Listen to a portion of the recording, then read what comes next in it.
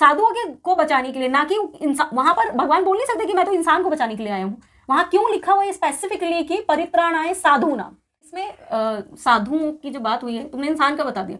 अब मैं अगर ये बोलूँ कि साधु तो सारे जानवर ही होते हैं, क्योंकि जानवर कभी किसी को फालतू में खाता मारता काटता नहीं है। तो इसीलिए भगवान ने अलग अलग नहीं बोला कि मैं पशुओं के लिए अलग से आऊंगा और सज्जन पुरुषों के लिए अलग। तो शेरनी जो होती है वो शिकार करके लेती है, वो भी वहां पर रह रहे हैं, और भी बहुत सारे जीव वहां पर रह रहे हैं। अगर वो इतना ही हिंसक होता तो सबको मार डालता है ना वो। हाँ, 1 महीने के लिए स्टोर करके रख लेता है आराम से। क्योंकि वो क्यों खा रहा है? क्योंकि उसका सीधा सा फंडा है कि मैं पेट भूख लगी है तो मैं शिकार करके खाऊंगा। जय श्री राम, मैं हूँ आलोक। जय श्री राम, मैं हूँ शशि। चर्चा ऑन गीता ज्ञान के आज के एपिसोड में हम करेंगे अध्याय 5 का श्लोक नंबर 10, जो ऐसे है। ब्रह्मण्याधाय कर्माणि संग त्यक्त्वा करोति यः लिप्यते न स पापेन पद्मपत्रमिवाम्भसा। जो पुरुष सब कर्मों को परमात्मा में अर्पण करके और आसक्ति को त्याग कर कर्म करता है, वह पुरुष जल से कमल के पत्ते की भांति पाप में लिप्त नहीं होता। तो पिछले श्लोक में अभी उन्होंने सांख्य योगी के लक्षण क्या होते हैं ये बताए थे। किस तरह का मनुष्य जो है वो सांख्य योगी अर्थात सन्यासी होता है ये बताया था। अब इसके आगे इस श्लोक में वो क्या बता रहे हैं? इस श्लोक में दोनों के लिए ही डायरेक्शन दी जा रही है। दोनों के लिए डायरेक्शन ये बोल रहे हैं वो कि दोनों में से जो सारे पुरुष ही हैं पुरुष मतलब सबके लिए बात हो रही है कि चाहे वो सांख्य योगी हो चाहे वो कर्म योगी हो, अगर ये दोनों ही जो हैं वो अपने सब कर्मों को परमात्मा में अर्पण करके और आसक्ति को त्याग कर कर्म करते हैं, तो फिर वो पुरुष जैसे जल का जो जैसे कमल का जो पत्ता होता है उस पे जो जल की बूंद होती है वो बिल्कुल अलग रहती है, उस पत्ते में इन्वॉल्व नहीं रहती है। आप उंगली से ऐसे उसको टच करोगे तो हट जाएगी, मोम की तो दूर से दिख जाती है आंखों से कि ये अलग रखी हुई है बूंद। एग्जैक्टली, क्योंकि वो जो बूंद है और वो जो पत्ता है उसके बीच में एक लेयर होती है फैट की एक्चुअली। तो वो जो लेयर होती है वो सेम वही काम करती है जो यहाँ पर आप कर्म अर्पण का काम करोगे तो आप लिप्त नहीं होगे अपने कर्मों में। तो जैसे उसको ना तो उस पानी का उस पत्ते से कोई संपर्क हो रहा है या अधिकार है और ना ही उस पत्ते का उस पानी से कोई कनेक्शन हो रहा है, वैसे ही यहाँ पर आपके कर्मों का उसके फल के साथ कोई कनेक्शन नहीं रहेगा।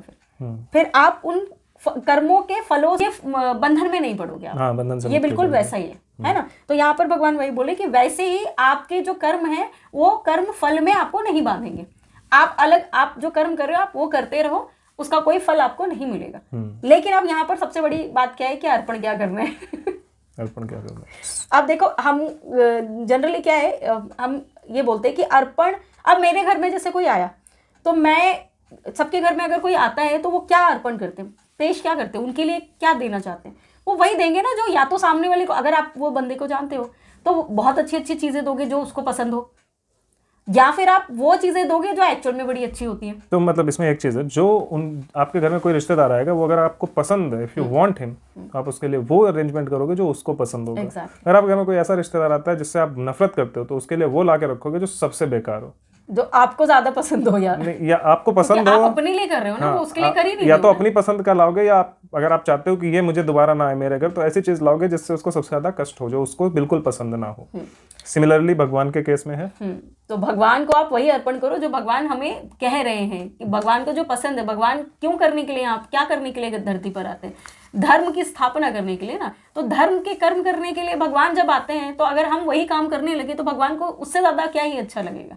तो भगवान को क्या पसंद? धर्म क्या है? धर्म क्या है? सबका कल्याण। एग्जैक्टली, सबका कल्याण, खाली अपना नहीं, आदमियों का नहीं, या अपने घर में जो आपने बिल्ली पाल रखी सिर्फ उसी बिल्ली का नहीं, सभी जीव जंतुओं का, सबका कल्याण जो है वो धर्म है। क्योंकि जो श्लोक है वहां पर ये वो वाला कि कब मैं अवतरित होता हूँ, उसमें क्या है, विनाशाय च दुष्कृताम, दुष्टों के विनाश के लिए, और विनाशाय च दुष्कृताम, परित्राणाय साधूनाम, परित्राणाय साधूनाम, विनाशाय च दुष्कृताम, धर्म संस्थापनार्थाय संभवामि युगे युगे। तो साधुओं के सही के लिए, साधुओं के को बचाने के लिए, ना कि इंसान। वहां पर भगवान बोल नहीं सकते कि मैं तो इंसान को बचाने के लिए आया हूँ। वहां क्यों लिखा हुआ है स्पेसिफिकली कि परित्राणाय साधूनाम। और साधु का मतलब ही वो नहीं है कि जो सड़क पे घूम रहा है भीख मांगता हुआ, वो साधु नहीं है। साधु का मतलब सज्जन पुरुष जो दूसरों पे उपकार करता है, और उसकी उपकार की डेफिनेशन इंसानों पे खत्म नहीं होती। उसके उपकार की डेफिनेशन हर जीव पे रहती है कि कोई भी जीव हो, अगर मुझे उसकी आंखें दिख रही हो, अगर उसका मुझे फेस दिख रहा है तो मुझे उसके फेस पे दर्द या खुशी जो भी है वो महसूस करनी है और उसको खुशी देनी है और दर्द को उससे छीन लेना है। अब इसमें साधुओं की जो बात हुई है, तुमने इंसान का बता दिया। अब मैं अगर ये बोलूं कि साधु तो सारे जानवर ही होते हैं, क्योंकि जानवर कभी किसी को फालतू में मारता काटता नहीं है। तो इसीलिए भगवान ने अलग अलग नहीं बोला कि मैं पशुओं के लिए अलग से आऊंगा और सज्जन पुरुषों के लिए अलग, पर साधु नाम में सारे ही आ गए जो अपने अपने कर्मों में सही प्रकार से कर्म करते हुए वो काम कर रहे हैं। राइट, जो किसी को नुकसान ना पहुंचाते हुए अपना कर्म कर रहे हैं, या किसी भी इस भौतिक माया में लिप्त हुए बिना अपना कर्म कर रहे हैं, वो अच्छे हैं। जैसे जानवर होते हैं, जैसे गाय को आप हमने देखा है कि उसको अगर कई बार हम कुछ खिलाने जाते हैं तो वो नहीं खाती। उसका पेट भरा हुआ है तो वो नहीं खाएगी। इंसान को दो, वो 100% खाएगा। उसको एक्स्ट्रा जैसे ही मिलेगा, अच्छा माल है चल खा लेते हैं, और तो वो स्टोर भी नहीं करती, वो स्टोर भी नहीं करती, वो कुछ नहीं करती। और सिर्फ वही नहीं है, बहुत सारे ऐसे जानवर देखे जाते हैं कि वो जबरदस्ती नहीं, जैसे गिलहरी है, गिलहरी को देखा खारी खारी खारी खारी खारी है और फिर थोड़ी देर में चली जाती, दोबारा आती नहीं उस चीज को उठाने। एक नारियल मेरे ऑफिस के पास पीछे पेड़ के नीचे पड़ा हुआ था, वो उस नारियल को वो थोड़ा थोड़ा करके खत्म हो रहा है, लेकिन वो उसको ना कहीं ले जा रही है, ना कुछ कर रही है, ना पूरा खा रही है। आती है जितनी भूख है उतना खाती चली जाती है। लेकिन अगर हम होते वहां पे, साधु पुरुष नहीं, असाधु पुरुष, लोभी पुरुष, हमारे जैसे लोग वहां पे होते तो क्या, उठा के अपने घर में रख लो, कोई और ना खा पाए। लेकिन उसका क्या है कि खाया, आगे बढ़ गया, क्योंकि मेरे को अपना पेट भरना है इसलिए मैंने खा लिया, कल का कल देखेंगे। तो क्योंकि उसने उसको उठा के अपने घर में नहीं रखा, इसलिए बाकी अभी खा रहे हैं। हो सकता है जब तक ये खत्म हो तब तक कोई दूसरा नारियल वहां छोड़ जाए, या कोई रोटी रख जाए, कोई कुछ रख जाए, कोई भी अरेंजमेंट वहां पे हो सकता है। लेकिन अगर ये उठा के लेके अपने घर में रख ले जाके, जैसे साधारण मनुष्य करता है, तो फिर बाकियों के लिए उस चीज की कमी हो जाती है। तो ऐसे लोग जो होते हैं वो साधु पुरुष नहीं होते, लेकिन गिलहरी साधु पुरुष है। और गिलहरी का एक जो तुमने बताया कि वो तो उतना ही खाती है जितना वो उसको भूख है, लेकिन दूसरा एक मतलब ये भी निकलता है कि वो दूसरों के लिए भी तो छोड़ देती है। फिर जब बचा हुआ है तो भाई मेरा हो गया ना, तो बस मैं अभी निकल लेती हूँ, अब दूसरा कोई आएगा वो खा लेगा। वही तो बोला, लेकिन साधु पुरुष बनने के लिए आपको कुछ खास करने की जरूरत नहीं है। आपको ये सोचने की जरूरत नहीं है कि मैं दूसरे के लिए छोड़ दूं। आपको बस ये सोचने की जरूरत है कि जितना मुझे चाहिए मैं उतना दूं। एग्जैक्टली। तो सिर्फ आप जो अपनी जरूरतें पूरे कर रहे हो, सिर्फ उतनी जरूरतें ही पूरी करो, और उसमें अगर लिप्त ना हो कि कल क्या होगा, परसों क्या होगा। अगर इसमें, इसी को लिप्तता बोलते हैं कि अभी तो पेट भर गया, लेकिन अब उसी भूख में आप इतना लिप्त हो कि कल परसों नरसों पता नहीं कल जिंदा रहो ना रहो, लेकिन फिर भी कल का ध्यान रखा हुआ है कि कल बचा के रखूं। तो इसको लिप्तता बोलते हैं। तो उसके अंदर वो लिप्तता नहीं है, वो ये सोच ही नहीं रही कि दूसरी गिलहरी आगे खाएगी या नहीं खाएगी, या सोच भी रही हो, हु नोस, तो उसी को पता होगा। लेकिन अगर वो नहीं भी सोच रही है कि दूसरी गिलहरी आगे खाएगी या नहीं खाएगी, सिर्फ ये सोचे मेरा पेट भर गया मैं चलती हूँ, तो भी वो साधु पुरुष है। क्यों? क्योंकि उसका जो कर्म है वो ऐसा कर्म है कि वो अपनी जरूरतें पूरी कर रही है, लेकिन वो इतना ज्यादा सृष्टि से नहीं ले रहा है, इतना ज्यादा प्रकृति से नहीं ले रहा है कि उसकी वजह से किसी दूसरे को कष्ट होने लगे। उसने वो जितना नारियल से खाना था उतना खाया, अगर वो पूरा ले जाती तो जो बाकी की गिलहरी थी उनको कष्ट होता, क्योंकि उनको वो नहीं मिलता। उसने ऐसा नहीं किया, उसने बस जितना खाना था उतना खाया और चली गई, तो बाकी के जो थे उनको भी मिला। एक एग्जांपल और मेरे दिमाग में आया कि जैसे कि जो शेर है वो बहुत हिंसक होता है, और उसकी जो शेरनी जो होती है वो शिकार करके लेती है। वो भी वहाँ पर रह रहे हैं और भी बहुत सारे जीव वहाँ पर रह रहे हैं। अगर वो इतना ही हिंसक होता तो पूरे उसको ख़त्म कर चुका होता। वहाँ पर जो छोटे छोटे जो पशु पक्षी जो इतने बर्ड्स वगैरह तो चलो उड़ जाते हैं मान के, बट नीचे जो वो स्थलचर जो होते हैं, चूहे, बहुत सारे छोटे छोटे वो होते हैं, वो भी तो वहां पर रहते ही है ना। दिख जाएंगे तुमको, जंगलों में सारे तुम्हें दिख जाएंगे।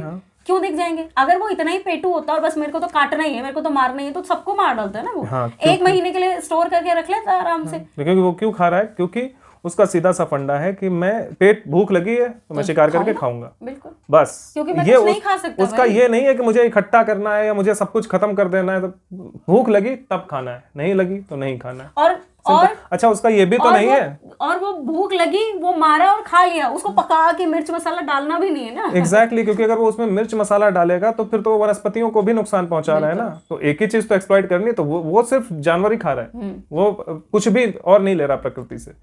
जानवर खाता है, पानी पीता है, मस्त रहता है। वो नहीं कि पेड़ भी काटूंगा, आदमी भी काटूंगा, जानवर भी काटूंगा।